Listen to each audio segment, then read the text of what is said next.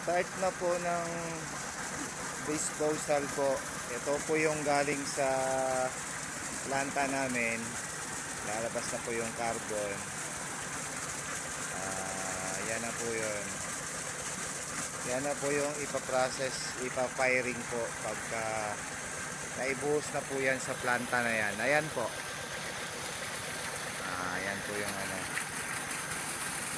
Yan na po yung mga carbon na itim na yan. Yan po yung susunugin namin. Yan po, yung mga itim na yan, susunugin po yan. Okay. Yan po ang processing dito para po siya maging ginto bago benta. Magandang araw po sa inyo. God bless po sa ating lahat. Yan po yung chemist namin at dito po, kasamahan din po namin dito. Maraming salamat.